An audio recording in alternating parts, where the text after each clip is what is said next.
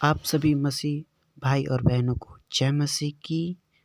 मैं विश्वास करता हूँ कि प्रभु के शरण में एक बार फिर प्रभु ने आने का मौका दिया, इसलिए प्रभु का धन्यवाद करता हूँ। तो आज आइए हम बाइबल से कुछ वचन सीखेंगे। वचन सीखने से पहले हम 1 मिनट प्रार्थना में जाएंगे और परमेश्वर का धन्यवाद करेंगे।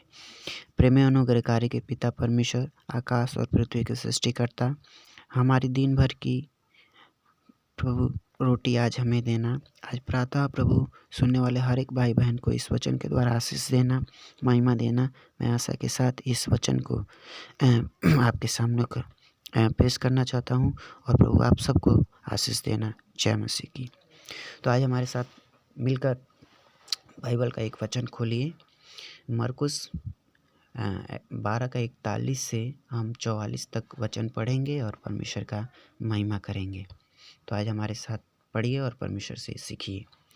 वह मंदिर के भंडारे के सामने बैठकर देख रहा था कि लोग मंदिर के भंडारे में किस प्रकार पैसे डालते हैं, और बहुत से धनवानों ने बहुत कुछ डाला।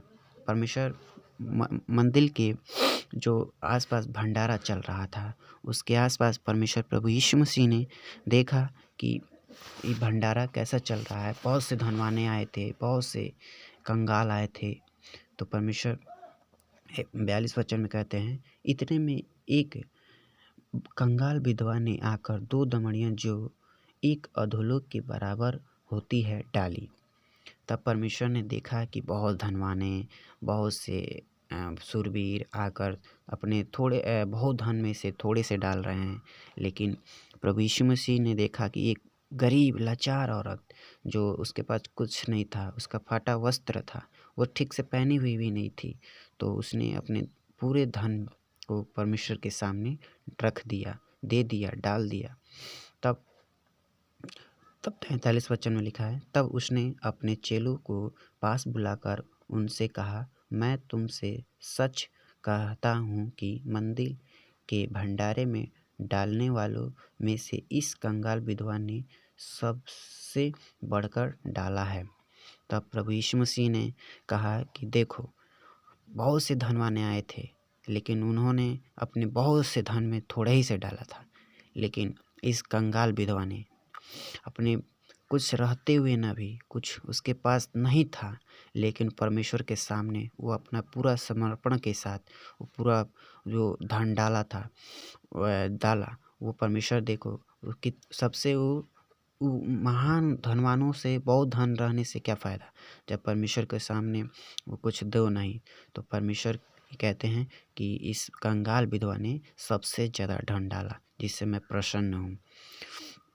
बाइबल में ये वचन इसलिए दर्शाया गया है कि ताकि हम चाहे जितने भी धनवान बन जाएं, चाहे जितने भी पैसे वाले बन जाएं, हम चाहे जितने घर वाले बन जाएं, ज़मीन जायदाद वाले बन जाएं, लेकिन परमेश्वर के सामने यदि हम उसके भेंट न चढ़ाएं, तो परमेश्वर हमें उस धन होने से कोई लाभ नहीं हमको मिल सकता। इसलिए परमेश्वर का हमेशा जो भी धन है उसको उसके सामने हम दें और परमेश्वर से महिमा करें।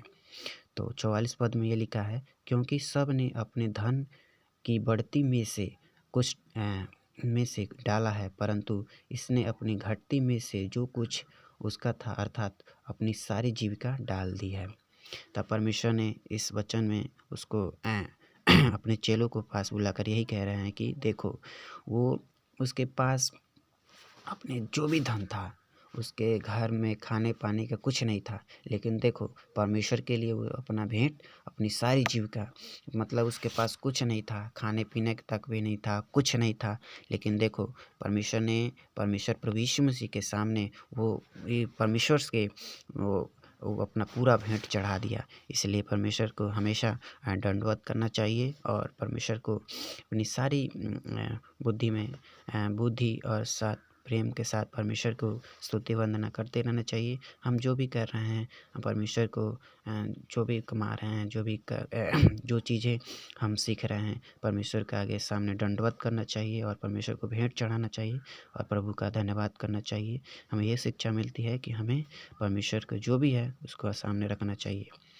परमेश्वर आप सबको इस वचन के द्वारा आशीष दे। जय मसीह की। God bless you.